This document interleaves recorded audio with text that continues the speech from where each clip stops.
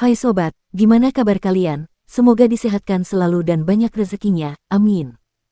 Jangan lupa untuk berlangganan. Dengan Anda berlangganan, Anda menjadi orang pertama di channel ini yang memiliki hak istimewa. Pada kesempatan kali ini, Sabta Novel akan melanjutkan Sword of Coming episode 24-25. Untuk melihat video selengkapnya, sahabat bisa kunjungi playlist yang telah Mimin sediakan. Jika kalian penasaran, yuk mari kita berimajinasi bersama dan masuk ke alur ceritanya.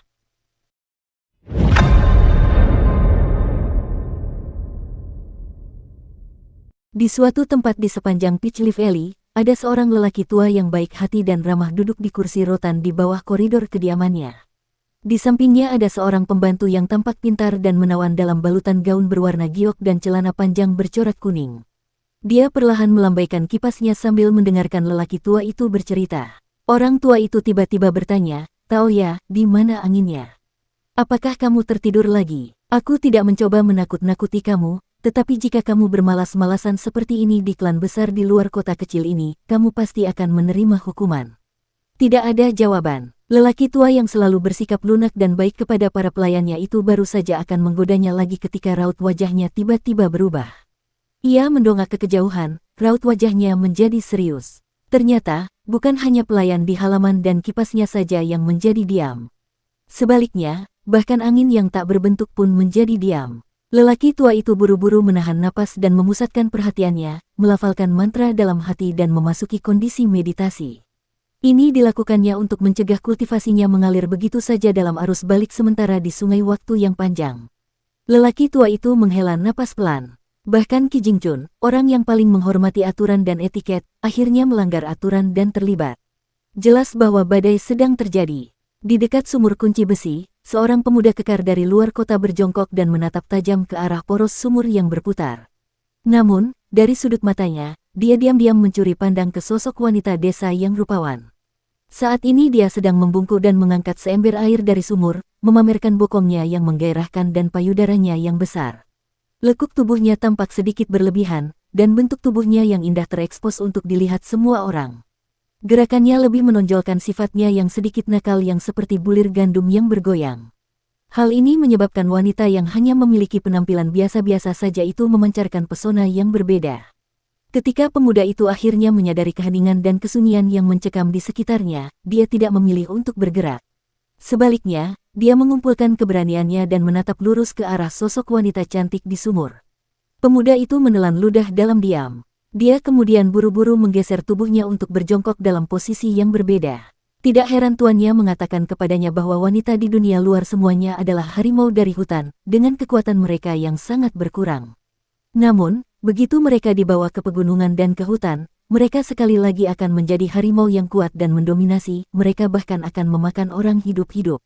Ketika tuannya mabuk, dia akan selalu mengatakan bahwa semua pahlawan dan orang-orang berbakat di dunia pada akhirnya akan menyerah pada harimau di halaman belakang mereka sendiri. Tidak akan ada satupun pengecualian. Namun, pemuda itu merasa seperti harimau dari hutan sudah sangat kuat.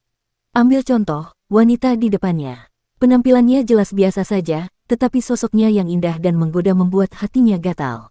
Jika dia tiba-tiba menamparnya tanpa sepatah kata pun dan tanpa alasan, pemuda itu merasa seperti dia tidak akan berani membalas sama sekali. Bahkan, jika wanita itu kemudian tersenyum padanya, dia bahkan mungkin tersenyum kembali.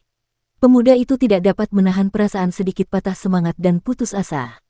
Ia melirik selangkangannya dan memarahi, sungguh menyedihkan. Seperti yang diharapkan dari seseorang yang tidak punya tulang punggung. Di lorong vas tanah liat, Song Jixin saat ini sedang membolak-balik kronik daerah lokal yang tebal dan kuno. Ia dapat menemukan banyak pola, seperti bagaimana buku ini kira-kira ditambahkan dan diedit setiap 60 tahun sekali. Karena itu, Song Jixin secara pribadi menyebut buku ini sebagai kronik 60 tahun. Hal lain yang ia perhatikan adalah bahwa mereka yang dibawa keluar dari kota kecil oleh saudara jauh di usia muda hampir tidak akan pernah kembali. Seolah-olah mereka tidak suka kembali ke kampung halaman mereka seperti bunga yang mekar di dalam kota, tetapi wanginya hanya bisa dinikmati di luar. Memang, dengan cara inilah banyak klan dan keluarga berakar dan tumbuh di dunia luar. Bahkan, beberapa dari mereka tumbuh menjadi pohon-pohon yang menjulang tinggi dengan akar yang dalam dan kokoh. Karena itu, Song Jixin juga menjuluki buku ini Beyond the Wall. Saat ini, Anak laki-laki itu sedang membaca biografi seseorang. Biografi itu adalah deskripsi kehidupan seseorang bernama Cao Si. Hanya sedikit kata yang digunakan untuk menggambarkannya, ini adalah ciri khas lain dari kronik daerah setempat. Song Jixin telah membaca buku ini setidaknya 7 atau 8 kali, jadi dia sudah sangat mengenal isinya. Jadi, ketika dia membolak-baliknya lagi, seperti yang dia lakukan sekarang, dia hanya akan memilih cerita yang paling aneh dan menarik untuk dibaca. Dia akan memperlakukan cerita-cerita ini sebagai legenda yang dibagikan oleh para pendongeng, yang keasliannya tidak dapat diverifikasi. Tentu saja, Song Jixin juga tidak terlalu peduli dengan hal ini. Dia hanya mengingat kejadian yang terjadi larut malam itu. Ketika pria dengan pakaian resminya hendak kembali ke ibu kota untuk melaporkan pekerjaannya, dia datang untuk berbicara dengan Song Jixin dengan cara yang sangat hikmat. Dia telah memberitahu anak muda itu untuk mengingat satu hal dengan kuat, yaitu, dia perlu menghafal setiap orang yang muncul di kronik daerah lokal. Selain itu, dia perlu mengingat akar dari ratusan ribu orang ini dan leluhur mereka, terutama mereka yang terkait dengan 4 nama keluarga dan 10 klan. Song Jixin tidak bergerak saat ini, seperti patung-patung dewa dari tanah liat yang pecah di tenggara kota kecil itu. Patung-patung ini dibiarkan tergeletak miring di rumput dan tanah. Tidak peduli apakah mereka terkena angin atau hujan, mereka akan tetap diam dan tidak bergerak. Saat ini, bahkan sinar cahaya yang bersinar dari jendela dan tersebar di meja belajar terkunci dalam keadaan diam yang tidak normal. Di kediaman ini, hanya ada satu orang dan satu hal yang masih bisa bergerak, Zigui dan ular berkaki 4 yang tidak mencolok. Dia telah memperhatikan situasi yang tidak biasa sejak awal, dan pikiran pertama yang muncul di benaknya adalah pergi ke sebelah untuk mencari gadis muda yang tidak berekspresi itu dan memarahinya habis-habisan. Namun, setelah menyadari keberadaan pedang itu, pembantu itu menyerah pada pikiran yang menggoda ini. Dia pertama kali masuk ke kamar tuan mudanya dan melirik sekilas isi buku yang sedang dibacanya. Dia langsung kesal saat melihat kata-kata, Cao Si, jadi dia membantu tuan mudanya membalik beberapa halaman ke depan. Baru setelah melihat paragraf tentang Xie Si, dia tersenyum bahagia. Namun, dia segera membalik buku itu kembali ke halaman awal dengan sikap enggan dan kesal. Ini dilakukan untuk mencegah rahasia surgawi terungkap dan juga untuk mencegah rahasianya sendiri terbongkar. Selama beberapa tahun terakhir, tuan muda yang cerdas itu hanya mencurigai latar belakangnya karena penasaran. Namun, dia tidak pernah menemukan bukti atau petunjuk yang kuat. Dengan rencana besarnya yang hampir berhasil, dia tentu tidak ingin kehilangan segalanya di langkah terakhir. Ia sering mengikuti guru muda itu ke sekolah swasta, dan ada beberapa ucapan para ulama yang menurutnya sangat sok dan memalukan. Misalnya, seseorang harus mengorbankan hidupnya untuk mengejar kebenaran. Namun, ada juga beberapa ucapan yang menurutnya cukup dapat diterima. Misalnya, dalam perjalanan 100 langkah, 90 langkah hanyalah titik tengah. Ini benar-benar prinsip yang komprehensif dan mudah dipahami. Sementara itu, ular berkaki 4 berwarna kuning tanah itu berbaring di depan pintu dan berjemur di bawah sinar matahari. Dengan lingkungan yang sunyi dan tenang, ular berkaki 4 itu juga menemukan tubuh aslinya. Di bawah cahaya matahari yang cemerlang, ia tampak berkilau dan berwarna-warni, dan tampak halus dan seperti kristal. Tubuhnya seperti sepotong glasir berwarna. Di rumah sebelah, Ning Yao juga memasuki kondisi pernapasan janin yang sangat misterius. Ia tidak bernapas menggunakan mulut atau hidungnya, tetapi bernapas seperti bayi yang masih dalam kandungan ibunya. Napas ilahinya kembali ke akarnya, sementara pikirannya juga terhenti. Di dalam sarung pedang seputih salju, pedang terbang itu terasa seolah-olah telah diberi kebebasan.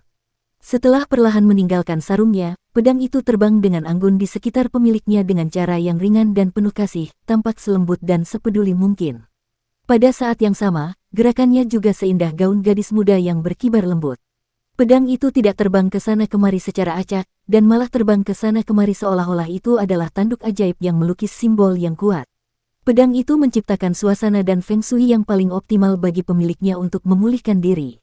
Benar saja, esensi di sekitarnya tiba-tiba mengalir ke gadis muda yang tidak bernapas saat ini. Seperti seekor paus yang menelan air, dia dengan rakus melahap energi spiritual asal dari surga dan bumi ini. Pada saat inilah juga keheningan dan keheningan kota kecil itu menjadi pertentangan yang mencolok dengan sifat hidup tempat tinggal ini. Di suatu tepi sungai di sebelah selatan kota kecil itu, berdiri seorang pria pendek dengan alis tebal dan mata besar. Auranya yang kuat sangat mengesankan, dan tubuh bagian atasnya terekspos saat dia mengayunkan palu pandai besi di tangannya. Saat palu itu mendarat, percikan api beterbangan ke sekeliling, menerangi seluruh ruangan. Percikan api yang terang dan berkedip-kedip tak terhitung jumlahnya melesat secara kacau ke sekeliling ruangan yang luas, tampak menyilaukan dan spektakuler. Setiap pukulan dari palunya akan menghasilkan tontonan yang berbeda. Di seberang pria itu ada seorang gadis muda yang memiliki kuncir kuda yang bersih dan rapi. Dia bertubuh kecil dan mungil, dan saat ini dia mengenakan celemek yang terbuat dari kulit sapi untuk mencegah percikan api mengenai tubuhnya. Di balik itu, dia mengenakan pakaian katun biasa. Ini adalah pakaian yang mudah terbakar oleh percikan api. Ketika palu itu jatuh lagi, puluhan juta percikan tiba-tiba membeku di udara, berkecamuk di seluruh ruangan. Gadis muda dengan kuncir kuda itu mengerutkan kening dan bertanya, "Ayah." Pria itu menjawab dengan nada serius, "Mari kita tukar dan biarkan kau menempa pedang itu. Kita dapat memanfaatkan kesempatan ini untuk menempa pikiran dan hatimu." Gadis muda itu meletakkan bilah pedang tua itu sebelum menyapu percikan api di hadapannya. Percikan api itu dengan mudah disingkirkan, dan gerakan beberapa percikan api langsung memicu gerakan percikan api lainnya. Percikan api yang seharusnya membeku dalam waktu mulai berbenturan dan bersinar secara tidak beraturan, dengan tabrakan yang tak terhitung jumlahnya menyebabkan kecerahan di ruangan itu berfluktuasi tanpa pola apapun. Dibandingkan dengan para lansia di kota kecil yang seperti naga yang bersembunyi di kolam yang dalam, dengan nafas terhenti dan perhatian terfokus, gerakan gadis muda itu benar-benar terlihat sangat liar dan mendominasi. Hal ini terutama terjadi setelah dia mulai mengayunkan palu. Gerakannya besar dan kuat, dan serangannya juga cepat dan ganas. Bahkan, dia tampak lebih liar dan lebih tak terkendali daripada pria yang berpengalaman. Percikan api akan menyembur ke sekeliling dengan setiap pukulan palu, namun tidak ada satupun yang akan lenyap karena waktu yang diam dan tidak bergerak. Pukulan demi pukulan, ruangan itu akhirnya dipenuhi dengan lapisan-lapisan percikan api yang berkilauan seperti bintang-bintang yang tak terhitung jumlahnya di langit malam. Ruang pembuatan pedang itu dipenuhi dengan percikan api yang tak terhitung jumlahnya.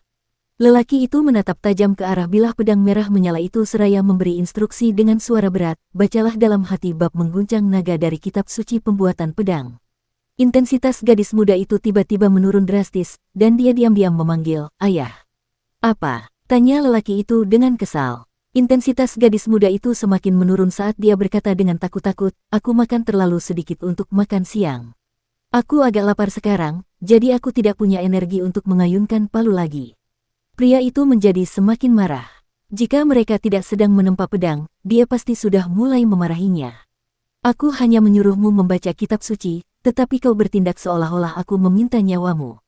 Alasan macam apa ini? Astaga, putriku sayang, dengan nafsu makanmu, merasa lapar memang sangat normal. Ini benar-benar bukan alasan." Gadis muda itu diam-diam tertawa. Meskipun dia mengatakan bahwa dia lapar, ayunannya tidak pernah melemah. Pada saat ini, gadis itu tiba-tiba meraung, menghantamkan palu itu dengan kekuatan penuh. Pada saat yang sama, dia berteriak, "Keluar!" Kali ini, sejumlah besar percikan api melesat ke udara, pancarannya sungguh menyilaukan. Lelaki itu mempertahankan ekspresi tenangnya, tetapi dia berkata dalam hatinya, "Sukses." Di halaman rumah Guken, wanita itu perlahan sadar kembali, meskipun kepalanya masih sakit seperti akan terbelah. Dia duduk bersandar di bangku dengan bantuan anaknya. Penguasa sejati pemutus sungai Liu Zimao masih beristirahat dengan mata terpejam, tetapi ibu jari dan jari telunjuknya perlahan bergerak di balik lengan bajunya seolah-olah dia sedang menghitung sesuatu. Wanita itu menarik putranya agar duduk di sebelahnya sebelum bertanya pelan, "Penatua abadi, apa yang terjadi?" Orang tua itu tidak membuka matanya saat menjawab, "Anda memiliki seorang putra yang baik, dan saya menemukan seorang murid yang baik. Nyonya Gu, Anda dapat dengan sabar menunggu untuk mendapatkan kehormatan dan ketenaran berkat putra Anda." Wanita itu sangat gembira, begitu gembiranya sampai-sampai air mata kebahagiaan mengalir di matanya saat dia memeluk anaknya, sambil bergumam, "Ayah anakku, apakah kamu mendengarnya? Guken kita pasti akan mencapai hal-hal hebat." Ekspresi terkejut tiba-tiba muncul di wajah Liu Zimao, dan dia membuka matanya untuk melihat pola di telapak tangannya. Seolah-olah jalan baru telah muncul, dan dia berkata pada dirinya sendiri, "Mengapa ini terjadi? Seharusnya tidak, anak laki-laki itu tidak mati, dan sebaliknya murid abadi itu yang mati secara misterius."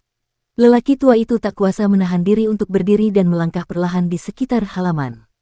Jari-jarinya bergerak sangat cepat saat ia menghitung sesuatu, dan akhirnya ia berseru, "Sampah. Kau benar-benar mati di tangan seorang anak muda yang malang." Reputasi yang telah dibangun Gunung Awan Fajar dengan susah payah selama 1000 tahun terakhir telah hancur begitu saja. Ibu Guken sangat gelisah dan gugup saat bertanya, "Tetua abadi, karena Chaner sudah menjadi muridmu, mengapa kita tidak melepaskan Chen Pingan begitu saja?" Kebaikan hati yang bodoh. Kalau kamu benar-benar baik hati, kamu tidak akan mengembangkan niat membunuh seperti itu saat kita pertama kali bertemu. Namun, sekarang kamu berpura-pura menjadi orang suci yang baik hati. Sungguh tidak tahu malu. Mendengar omelan lelaki tua itu, wanita itu menjadi pucat pasi, tidak berani mengucapkan sepatah kata pun. Namun, lelaki tua itu masih merasa marah, jadi dia menunjuk wanita itu dan memarahi wanita desa yang picik. "Ketika Guken kembali ke Danau Sujian bersamaku, kalian berdua pasti tidak bisa terlalu sering bertemu, jangan sampai kultivasinya terpengaruh olehmu. Apakah kamu punya keluhan?" Catatan, Sujian secara harfiah berarti sebuah huruf. Kita lanjut ke alur ceritanya. Wanita itu buru-buru melambaikan tangannya sambil berkata, "Saya tidak berani." Ada kilatan dingin dan mengancam di mata lelaki tua itu. Wanita itu terhuyung sejenak sebelum segera tersadar. Dia memasang ekspresi sedih saat menambahkan dengan menyedihkan, "Aku tidak punya keluhan. Aku jelas tidak punya keluhan." Orang tua itu menjentikkan lengan bajunya dengan paksa, sambil mendengus, betapa menyebalkannya. Melihat wanita itu masih cukup menawan, awalnya dia ingin menjadikannya sebagai pelayan pribadi. Namun, saat dia baru saja terpikir hal ini, wanita itu langsung bersikap sangat vulgar dan tidak dapat ditoleransi. Dia benar-benar pantas kehilangan kesempatan untuk menapaki jalan kultivasi. Pada saat ini, lelaki tua itu tiba-tiba menegang seolah-olah dia sedang menghadapi musuh yang kuat. Dia melihat sekeliling, dan benar saja, tanah ini telah ditarik ke dalam alam terhenti oleh seseorang. Alam terhenti adalah salah satu dari banyak alam mistis di dunia ini, dan ini adalah alam yang bahkan tidak dapat diciptakan oleh para dewa terestrial dan arhat emas. Ini adalah kekuatan mistis yang agung dari ketinggian tertinggi. Meskipun ini sebagian besar berkat formasi besar itu tetap saja sesuatu yang menimbulkan rasa hormat dan takut yang mendalam. Coba pikirkan, terlepas dari apakah seseorang adalah makhluk abadi, Buddha, dewa, iblis, atau hantu, mereka akan dipaksa untuk bersujud kepada orang tersebut selama mereka terjebak di alam ini. Pengalaman seperti apa ini? Penguasa sejati pemutus sungai Liu Zimao bermimpi mencapai puncak tertinggi seperti itu. Tidak menggunakan kartu truf terkuatnya. Benar-benar kacau. Jika Liu Zimao memiliki alam mistis seperti itu, ia akan segera menyeret murid-murid Buddha generasi ketiga, leluhur Dao, dan hierarki Konfusianisme ke dalamnya. Ia tidak berani mengatakan bahwa ia dapat memaksa mereka untuk menundukkan kepala, tetapi mereka semua setidaknya dapat berada pada kedudukan yang setara. Tanpa peringatan apapun, Liu Zimao tiba-tiba memuntahkan darah. Pada saat yang sama, darah juga menyembur dari tangannya. Seolah-olah seseorang telah menyayat tangannya dengan pisau tajam. Mangkuk putihnya juga tanpa sengaja muncul di tangannya yang lain, dengan riak-riak tak beraturan memantul di permukaan air dan garis-garis hitam bertabrakan secara tidak teratur di sisi-sisi mangkuk. Orang tua itu tidak ragu sedetik pun saat dia menggenggam telapak tangannya di punggung tangan lainnya. Meskipun dia adalah seorang Taois dari sekte yang tidak ortodoks, dia membungkuk seperti seorang murid Konfusianisme saat ini. Dia membungkuk sedalam mungkin, dengan suaranya yang bergetar saat dia berkata dengan cara yang paling tulus, "Liu Zimao, penguasa pulau di Pulau Ngaraician di Danau Sujian, dengan sungguh-sungguh meminta Tuan Qi untuk mengasihani pengejaran Dao Junior ini. Jika aku telah menyinggung Tuan Qi, Sageki, tolong jangan menyimpan dendam terhadap orang rendahan ini." Setelah sekian lama, akhirnya dia mendapat balasan. "Cepatlah pergi." 4 kata itu bagaikan guntur yang meledak di telinga sang penguasa sejati. Liu Zimao sangat gembira dan berkata, "Tenanglah, Tuan Qi, saya akan segera meninggalkan kota ini bersama Guken dan ibunya." Orang tua yang tadinya menyebut dirinya junior itu tiba-tiba teringat sesuatu, lalu bertanya dengan hati-hati, "Beranikah aku bertanya, Tuan Qi, bagaimana sebaiknya junior ini menangani 2 kantong koin tembaga berisi saripati emas itu?"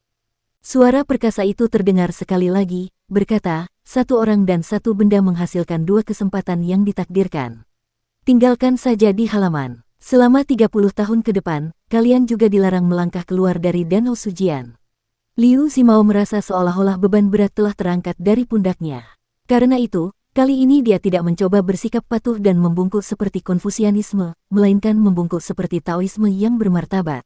"Saya tidak akan berani menolak pemberian senior. Junior ini pasti akan mengingat kebaikan Tuan Qi selama saya hidup." Suara Qi Jingchun tak terdengar lagi. Alam terhenti juga menghilang tak lama kemudian. Liu Zimao tak lagi mengucapkan sepatah kata omong kosong, langsung memerintahkan wanita itu dan Guken untuk meninggalkan kota kecil itu bersamanya. Wanita itu baru saja akan berbicara, namun ia langsung menelan kata-katanya karena takut saat melihat tatapan mata Liu Zimao yang ganas dan ganas. Liu Zimao mengambil 2 kantong koin. Meskipun orang yang berniat menjadi penguasa sejati-sejati ini sangat enggan, ia tetap meletakkan 2 kantong koin di bangku panjang tanpa ragu sedikit pun. Namun, saat mereka hendak pergi, Liu Zimao tiba-tiba bertanya, apakah masih ada barang antik lain di rumahmu? Wanita itu memasang ekspresi kosong, namun Guken yang nakal segera mengingatkannya, bukankah ayah meninggalkan pagoda harta karun segudang yang berdebu di bawah tempat tidur? Mata Liu Zimao berbinar, dan dia segera memerintahkan wanita itu untuk membawanya ke sana untuk menyelidiki. Karena sang bijak menyetujui kenyataan bahwa Guken sendiri merupakan kesempatan yang ditakdirkan, ini juga berarti anak itu dapat membawa pulang kesempatan yang ditakdirkan itu yang menjadi haknya. Adapun pemilik akhir dari kesempatan yang ditakdirkan ini, jika seseorang berada di kota kecil, kemungkinan besar dia harus mendengarkan Qi Jingchun, bahkan jika surga datang. Namun, begitu dia kembali ke Danau Sujian, ceritanya akan sama sekali berbeda. Setelah kedua orang itu memasuki rumah, akhirnya tidak ada seorang pun yang menjaga Guken. Sambil meraih sekantong koin di masing-masing tangan, dia diam-diam membuka pintu sebelum berlari ke ujung lain lorong vas tanah liat. Di dalam rumah, wanita itu berlutut di lantai dan menyeret kotak itu keluar dari bawah tempat tidur. Kotak itu tidak besar, tetapi sangat berat. Jadi, sulit untuk menariknya keluar, dan wanita itu tidak dapat menahan napas karena kelelahan. Namun, pada saat inilah pantatnya yang indah ditendang oleh penguasa sejati pemutus sungai. Orang tua itu mengejek, "Nyonya Gu, yang kurang darimu adalah sedikit perhatian dan kasih sayang. Namun, hanya dengan ini saja, mungkin agak sulit bagimu untuk menjadi pelayan tingkat 2 di Pulau Ngarai Biru. Namun, itu lebih dari cukup bagimu untuk menjadi pelayan tingkat 3. Kau sedikit di bawahku, tetapi memang ada beberapa tamu dan kultivator di pulau ini, dan kau mungkin cocok dengan selera mereka. Pada saat itu, kau dapat berusaha dan berjuang untuk beberapa peluang. Jangan malu dan biarkan keberuntunganmu berlalu begitu saja." Tubuh wanita itu tanpa sadar menjadi sedikit kaku. Namun, lebih dari separuh tubuhnya masih berada di bawah tempat tidur, menyembunyikan ekspresinya. Setelah tiba di sebuah gang, Qi Jingchun berkata kepada Chen Pingan, "Serahkan saja urusan Kai Jinjian dan Fu Nanhua kepadaku. Sekarang setelah kau memiliki daun belalang ini dengan berkat leluhur, kau tidak boleh mengabaikan keselamatan dan nyawamu sendiri. Ini adalah cara terbaik untuk membalas kasih sayang orang tuamu." Mengenai Gunung Awan Fajar, kota naga tua, dan penguasa sejati pemutus sungai, aku tidak berani menjamin bahwa mereka tidak akan pernah mencarimu untuk membuat masalah. Namun, mereka pasti tidak akan membuatmu mendapat masalah dalam 10 tahun ke depan. Jika kau beruntung, kau mungkin akan tetap menjadi rakyat jelata selamanya, dan kau mungkin dapat menikmati kedamaian selama 30 tahun. Dukung terus channel YouTube Sabta Novel. Qi Jingchun tersenyum dan melanjutkan, tidak perlu takut dengan kota kecil ini. Di masa depan, setelah beberapa saat, kemungkinan besar tidak akan ada begitu banyak rencana jahat dan konspirasi lagi. Jika Anda ingin hidup damai selama 20 atau 30 tahun, mengapa tidak mempertimbangkan untuk menikah dengan seorang wanita muda di sini dan memulai sebuah keluarga? Jika Anda ingin bepergian keluar kota kecil ini untuk menyaksikan pemandangan dunia luar yang sebenarnya, itu juga akan menjadi pilihan yang sangat bagus. Membaca 10.000 gulungan dan berjalan 10.000 li adalah sesuatu yang harus dilakukan oleh kita para sarjana. Catatan, li adalah satuan ukuran Tiongkok yang setara dengan sekitar 0,5 km. Kita lanjut ke alur ceritanya. Di masa depan, Anda akan menemukan bahwa di kota kecil ini, berjalan kaki dan berkeliling mudah dilakukan, sementara mencoba membaca dan belajar sulit dilakukan. Namun, di dunia luar, banyak orang merasa membeli buku, membaca buku, dan mengumpulkan buku sangatlah mudah. Namun, mereka benar-benar membenci perjalanan jauh, mereka merasa terlalu melelahkan dan sulit. Apa yang mereka sebut perjalanan dengan buku di punggung mereka, tidak lebih dari sekadar tamasya di kereta yang nyaman. Anak laki-laki itu tercengang. "Tuan Qi, berjalan bisa dianggap melelahkan dan sulit." Qi Jingchun tertawa terbahak-bahak setelah mendengar ini. "Belum lagi dunia luar, mari kita lihat lingkungan sekitarmu terlebih dahulu. Pernahkah kau melihat anak-anak seusiamu dari jalan keberuntungan dan gang daun persik berlarian di pegunungan?" Anak muda itu mengangguk tanda mengerti. Memang begitu. Qi Jingchun merenung sejenak sebelum mencabut jepit rambut giok hijau dari sanggulnya. Ia membungkuk dan menyerahkannya kepada anak muda malang itu, sambil berkata, anggap saja ini sebagai hadiah perpisahan. Ini bukan sesuatu yang berharga, dan lebih dari itu, ini bukanlah harta abadi. Jadi, jangan khawatir dan terima saja. Sebenarnya, aku juga sepertimu. Dulu aku adalah pemuda desa yang miskin, tetapi aku berusaha keras untuk belajar. Setelah mengalami banyak kesulitan dan tantangan, dan tentu saja banyak kesempatan, akhirnya aku dapat masuk ke Akademi Tebing Gunung. Hari-hari menjadi murid guruku dan belajar adalah hari-hari paling bahagia dalam hidupku. Setelah guruku meninggalkan gunung, ia menyerahkan jepit rambut ini kepadaku. Ini adalah semacam harapan dan kepercayaan kepadaku. Namun, melihat ke belakang setelah bertahun-tahun, sangat disayangkan bahwa aku tidak dapat melakukannya dengan baik selama ini. Jika guruku masih hidup, aku yakin ia pasti akan kecewa. Chen Ping'an tidak berani menerima hadiah ini. Jepit rambut giok ini tampaknya melambangkan hubungan guru dan murid yang baik antara Tuan Qi dan gurunya. Jepit rambut giok ini bukan hanya merupakan representasi dari hubungan mereka yang mendalam, tetapi juga bukan hadiah kecil. Terlepas dari betapa tidak berpengetahuannya anak muda itu, setidaknya dia adalah seseorang yang pernah membuat tembikar kekaisaran. Jadi, dia masih bisa menilai apakah suatu barang berharga atau tidak. Qi Jingchun berkata dengan suara lembut, jika benda ini diserahkan kepadaku, relik terakhir dari guruku yang terhormat juga akan terabaikan dan terkekang. Jadi, lebih baik aku memberikannya kepadamu. Lagi pula, ini bukan berarti kamu tidak pantas mendapatkannya. Aku telah tinggal di kota kecil ini selama hampir 60 tahun, dan selalu ada simpul di hatiku yang tidak dapat aku selesaikan.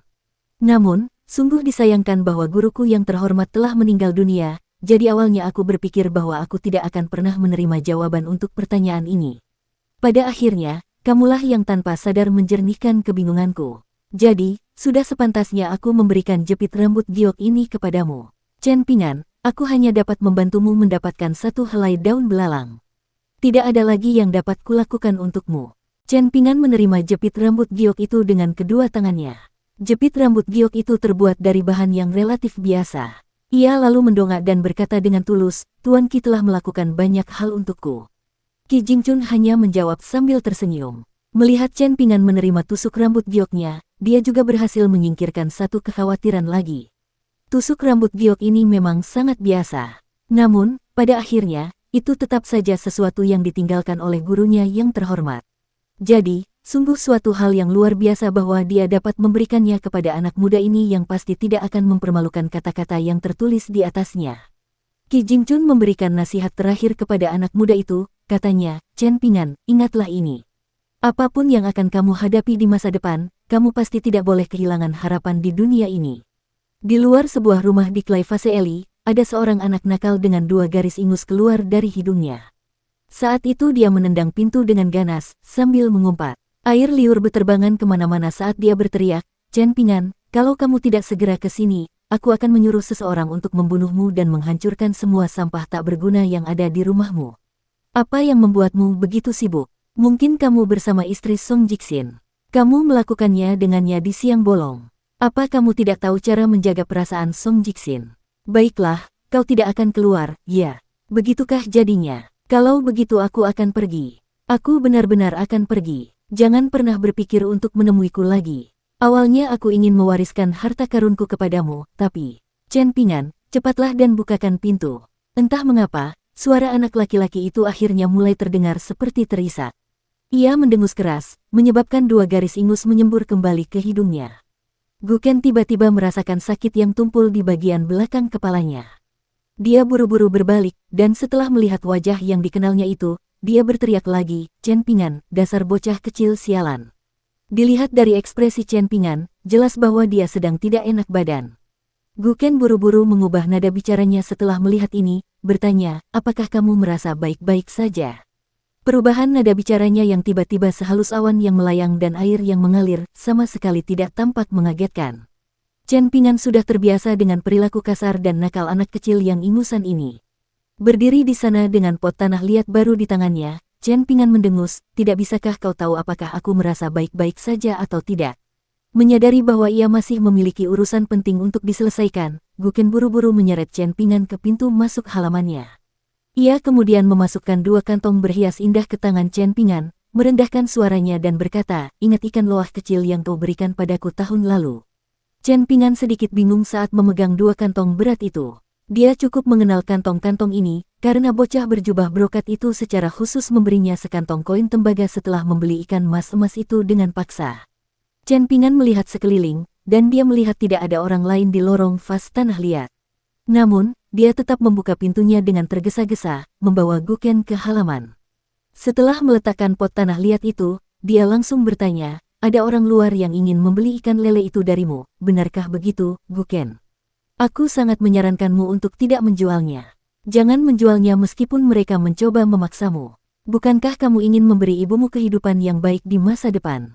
Kalau begitu, kamu pasti harus memelihara ikan itu, mengerti?" Guken tiba-tiba menangis terseduh-seduh. Ia mencengkeram lengan baju Chen Pingan dan berkata sambil terisak-isak, "Aku ingin mengembalikan ikan loah itu kepadamu, tetapi ibu tidak mengizinkanku.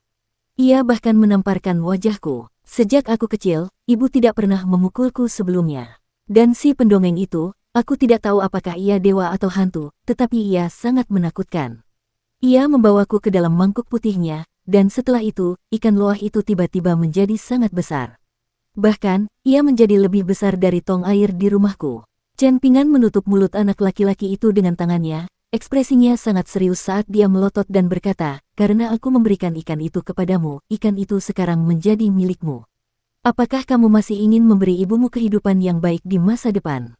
Apakah kamu ingin dia bisa makan daging setiap hari, dan memakai riasan dan bisa membeli pakaian yang halus dan lembut itu?"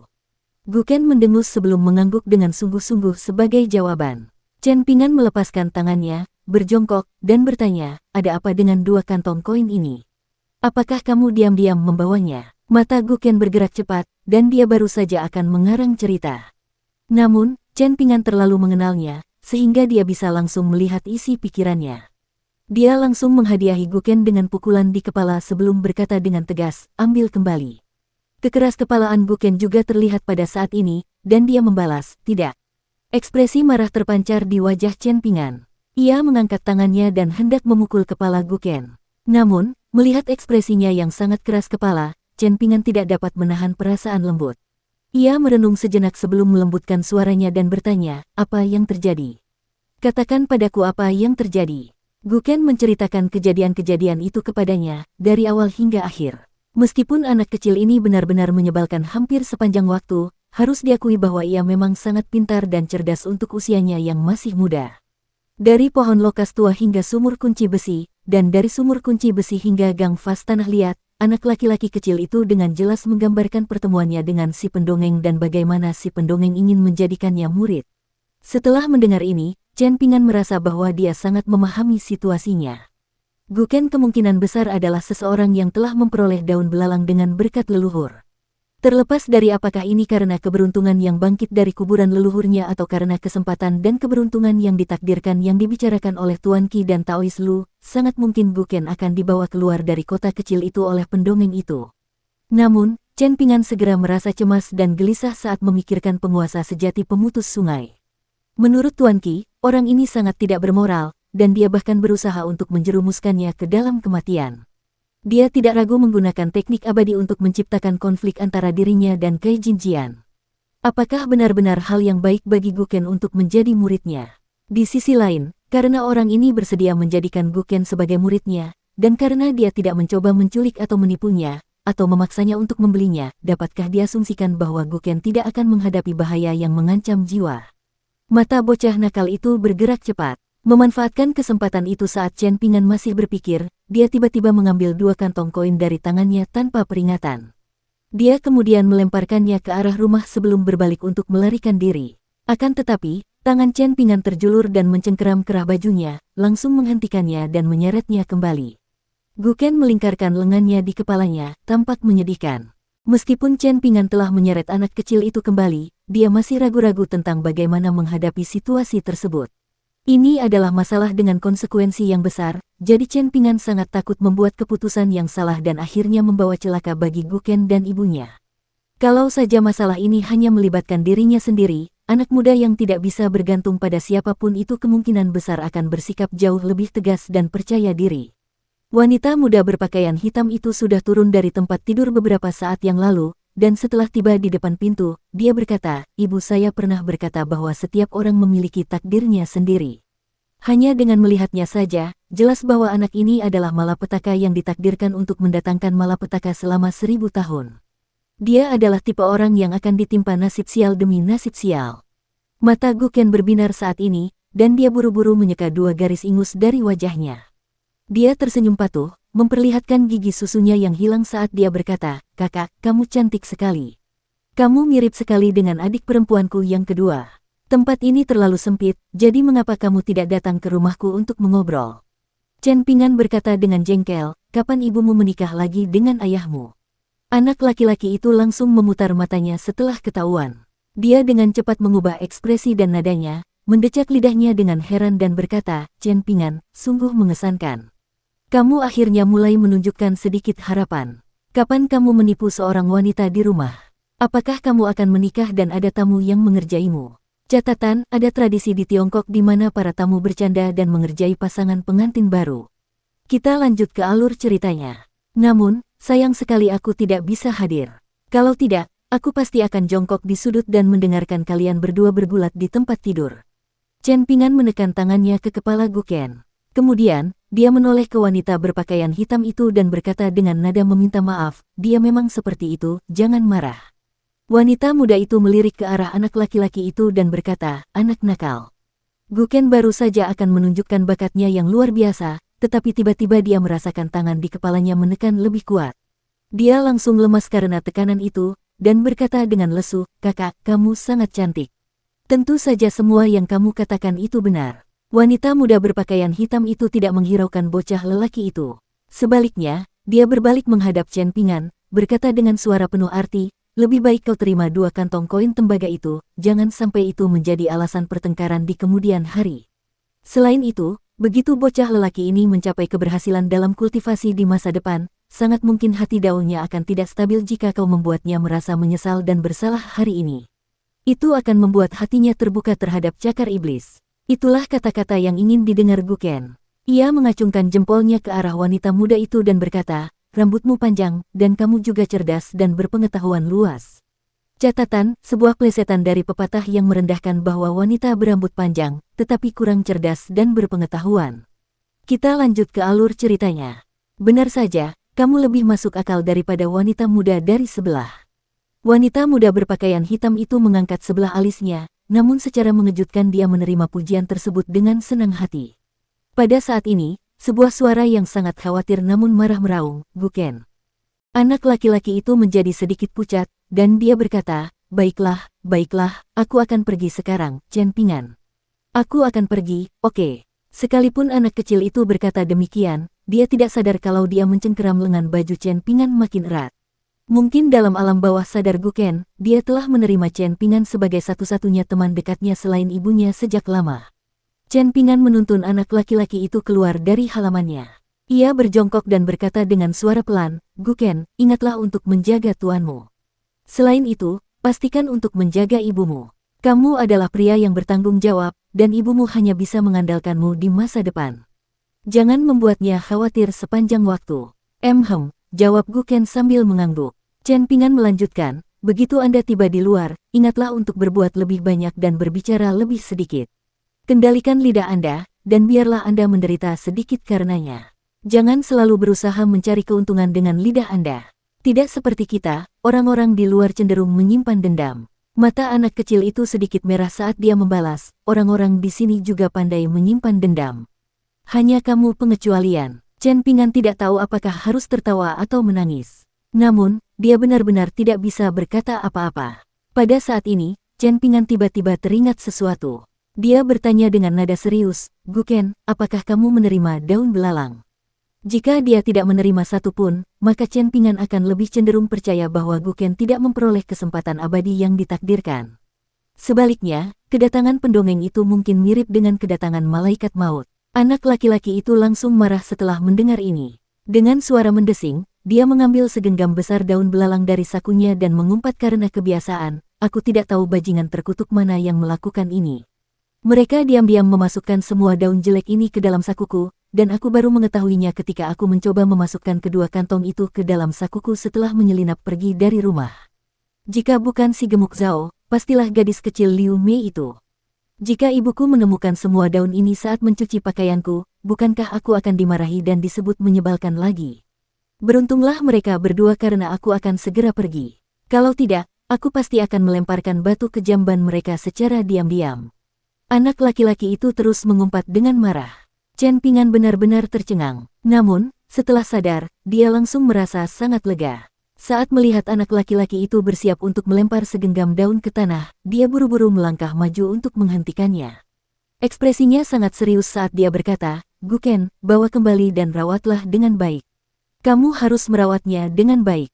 Jika memungkinkan, sebaiknya kamu merahasiakan daun belalang ini bahkan dari ibumu. Ini mungkin demi kebaikannya sendiri." Anak kecil itu bingung, tetapi dia tetap mengangguk dan berkata, "Oke." Chen Ping'an menghela napas panjang, berkata pada dirinya sendiri, "Saya benar-benar merasa lega sekarang." Guken tiba-tiba terjatuh ke depan, dan kepalanya berbenturan keras dengan kepala Chen Ping'an. Dia merintih dan berkata, "Maaf." Chen Ping'an mengacak-acak rambutnya dan sambil tersenyum memarahi, "Anak bodoh." Guken tiba-tiba membisikkan sesuatu di dekat telinganya. Chen Ping'an langsung goyah. Anak laki-laki itu berbalik dan berlari menjauh, tidak lupa melambaikan tangannya dan berkata, "Kudengar lelaki tua itu berkata bahwa dia akan membawa ibu dan aku ke suatu tempat bernama Pulau Ngaraician di Danau Sujian. Kalau kamu sampai dalam keadaan yang menyedihkan sampai tidak punya istri, kamu bisa pergi ke sana untuk mencariku. Aku tidak menyombongkan diri, tetapi kalau itu wanita biasa seperti Zigui di dekat sini, aku bisa memberimu selusin tanpa masalah." Chen Ping'an berdiri diam dan mengangguk sebagai jawaban. Dia merasa sedikit sedih. Bagaimanapun, Guken sudah seperti adik baginya. Oleh karena itu, Chen Ping'an selalu menuruti kemauan Guken. Anak laki-laki muda yang memakai sandal jerami tampak agak linglung saat melihat sosok anak laki-laki kecil itu perlahan menghilang. Hidup selalu memperlakukannya seperti ini. Seolah-olah orang-orang yang ia sayangi akan selalu meninggalkannya, apapun yang ia lakukan. Berdiri di Klaivase Eli, Chen Ping'an tersenyum lebar. Langit cukup pelit, pintu sebelah terbuka pelan-pelan, dan dari sana muncullah pembantu Zigui. Dia ramping dan anggun, seperti bunga teratai di danau. "Kau mendengar semua kata-kata kasar Guken?" tanya Chen Ping'an. Dia mengedipkan mata indahnya dan menjawab, "Aku akan berpura-pura tidak mendengar apapun. Bagaimanapun, tidak mungkin aku bisa memenangkan argumen terhadap ibu dan anak itu." Chen Ping'an merasa sedikit canggung. Akhirnya, dia hanya bisa mengucapkan beberapa kata yang bagus untuk bocah kecil Guken itu, dengan berkata, sebenarnya dia tidak punya niat buruk. Hanya saja kata-katanya agak kasar dan tidak enak didengar. Zigui tersenyum tanpa ekspresi, berkata, "Aku tidak tahu apakah niat Guken baik atau buruk. Namun, ibunya yang janda jelas bukan orang yang mudah diajak bicara. Aku sangat yakin akan hal ini." Chen Ping'an tidak tahu harus menjawab apa. Jadi, dia hanya bisa menggunakan taktik yang baru saja dipelajarinya darinya, berpura-pura tidak mendengar apapun. Zigui tiba-tiba mengajukan pertanyaan yang membingungkan. "Chen Ping'an, kamu benar-benar tidak merasa menyesal?" Chen Ping'an tercengang. Apa? Dia tidak terlihat seperti sedang berpura-pura bodoh dan berakting. Zigui menghela napas sebelum kembali masuk dan menutup pintu kayu. Chen Ping'an tetap berdiri di lorong vas tanah liat selama ini, dan dengan penglihatannya yang sangat tajam, ia akhirnya dapat melihat pintu rumah Guken terbuka. 3 orang berjalan keluar, dengan sang ibu mengenakan ransel besar dan putranya mengenakan ransel kecil. Mereka perlahan berjalan menuju ujung lain lorong vas tanah liat. Faktanya, Chen Ping'an dengan jelas melihat si pendongeng berbalik untuk meliriknya, dengan senyum jenaka di wajahnya. Baru setelah ketiga sosok itu menghilang di kejauhan, Chen Ping'an kembali ke dalam. Pada saat itulah dia menemukan bahwa Ning Yao sudah bisa duduk di ambang pintu sendirian. Apakah tubuhnya ditempa dari baja? Chen Ping'an meletakkan jepit rambut giok yang diberikan Tuan Qi kepadanya dan 2 kantong koin tembaga di atas meja. Ia kemudian mulai merebus air dan menyeduh obat, tindakannya menunjukkan kekayaan pengalamannya. Ia sama sekali tidak tampak seperti seorang pembuat tembikar saat ini, dan ia malah tampak seperti seseorang yang telah bekerja di apotek selama bertahun-tahun. Ning Yao merasa sedikit bingung, tetapi dia tidak membuka mulut untuk bertanya. Dia sangat bosan saat ini, jadi dia berjalan ke meja. Setelah merenung sejenak, dia mengambil kantong koin yang disembunyikan Chen Ping'an di dalam vas. Dia duduk, dan sekarang ada 3 kantong koin dan sebuah jepit rambut giok di atas meja di hadapannya. Tentu saja, ada juga pedang yang patuh menunduk di sudut. Chen Ping'an tidak menghentikannya mengambil kantong koin. Ia hanya memperingatkannya, Tuan Qi memberikan jepit rambut giok itu kepadaku, jadi berhati-hatilah. Mungkin karena takut wanita muda itu tidak menganggap serius peringatannya, Chen Ping'an dengan takut-takut memperingatkan lagi, kamu benar-benar harus berhati-hati. Wanita muda itu memutar matanya. 3 kantong koin tembaga beraroma emas kebetulan, ada 1 kantong koin ucapan selamat musim semi, 1 kantong koin persembahan, dan 1 kantong koin keberuntungan. Ketiga jenis koin itu ada. Wanita muda itu menopang dagunya dengan 1 tangan sambil mengulurkan tangan lainnya untuk bermain-main dengan 3 koin. Bagaimana semuanya berjalan? Bisakah kau menceritakannya padaku? Tanyanya dengan santai. Chen Ping'an terus mengamati api dengan saksama sambil berjongkok di dekat dinding dekat jendela. Sesekali, ia juga membolak-balik 3 lembar resep. Setelah mendengar pertanyaan Ning Yao, ia menjawab, apakah pantas untuk memberi tahu? Wanita muda itu mengernyitkan alisnya. Kau sudah terjebak dalam keadaan yang menyedihkan, namun kau masih takut aku akan dibungkam dan dibunuh setelah mendengar rahasiamu. Chen Ping'an, aku tidak mencoba meremehkan atau mengecilkan hatimu, tetapi aku benar-benar mendorong orang yang bodoh dan baik hati sepertimu untuk tidak pernah meninggalkan kota kecil ini. Jika tidak, kau bahkan tidak akan tahu bagaimana kau terbunuh. Wanita muda itu mengungkapkan rasa iba yang besar atas kemalangannya, tetapi dia juga mengungkapkan kekesalan yang mendalam atas kurangnya perlawanannya. Bahkan jika pemuda yang keras kepala dan tidak fleksibel ini adalah seorang arhat, dewa surgawi, dan dewa pedang sekaligus, dia tetap akan menghadapi kematian dalam waktu 1 tahun setelah dia meninggalkan kota kecil ini dan dilemparkan ke kota kelahirannya. Bahkan mayatnya tidak akan tersisa. Anak laki-laki bersandal jerami itu terkekeh dan berkata, kalau begitu aku akan ceritakan padamu. Ning Yao meletakkan 3 jari rampingnya pada 3 koin tembaga yang terpisah, lalu menyeretnya di sekitar meja. Lakukan apapun yang kau mau. Chen Ping'an menceritakan kejadian sebelum kedatangan Tuan Qi. Mengenai kejadian setelah kedatangan Tuan Qi, dia memilih dan memilah apa yang akan diceritakannya. Setelah mendengarkan ingatannya, wanita muda itu berkata dengan tenang, penguasa sejati pemutus sungai Liu Zimao jelas-jelas adalah biang keladi di balik semua ini. Namun, Cai Jinjian dan Fu Nanhua juga bukan orang baik. Jika bukan karena bantuan Tuan Qi, kau tidak akan punya harapan untuk lolos dari cengkeraman ketiga kekuatan itu di masa depan, tidak peduli seberapa jauh kau melarikan diri. Terus terang saja, membunuhmu adalah tugas yang mudah. Jika kita tidak berada di kota kecil ini, apalagi Liu Zimao, bahkan wanita dari Gunung Awan Fajar itu akan mampu menghancurkan tubuh dan jiwamu dengan 1 jari. Chen Ping'an mengangguk dan bergumam, aku tahu. Kamu tidak tahu apa-apa. Ning Yao mendengus marah. Chen Ping'an tidak menyangkalnya, dan dia terus menyeduh obatnya. Semua ini gara-gara ikan loah itu. Kenapa kamu tidak bilang yang sebenarnya ke anak kecil itu? Tanyanya. Chen Ping'an tidak tinggal diam kali ini. Ia juga tidak menoleh untuk menatapnya. Ia duduk di bangku kecil dan menatap api merah yang berkobar-kobar sambil menjawab pelan, melakukan itu tidak benar. Ning Yao ingin mengatakan sesuatu, tetapi dia ragu sejenak sebelum akhirnya melihat ke belakang bocah lelaki kurus itu. Dia menghela napas dengan emosi dan berkata, lalu, tahukah kamu? Jika tinjumu tidak cukup kuat, tidak ada yang akan peduli apakah kamu benar atau salah. Anak laki-laki itu menggelengkan kepalanya. Terlepas dari apakah mereka mau mendengarkannya atau tidak, kebenaran masalah ini tidak akan berubah. Seolah tidak yakin pada dirinya sendiri, dia berbalik dan bertanya sambil tersenyum, benar. Ning Yao balas menatapnya, tepat di dalam mimpimu. Chen Ping'an mendengus dan berbalik, meneruskan menyeduh obatnya. Wanita muda berpakaian hitam, orang luar bernama Ning Yao, mengambil jepit rambut giok itu dan mengamatinya dengan saksama. Dia segera menemukan sederetan karakter yang terukir di sana. Dia melirik Chen Ping'an. Meskipun dia hanya memiliki pemahaman kasar tentang kaligrafi, dia tetap merasa bahwa karakter-karakter yang terukir pada jepit rambut giok itu sangat indah dan menyentuh. Selembut dan seramah batu giok seharusnya orang yang berbudi luhur.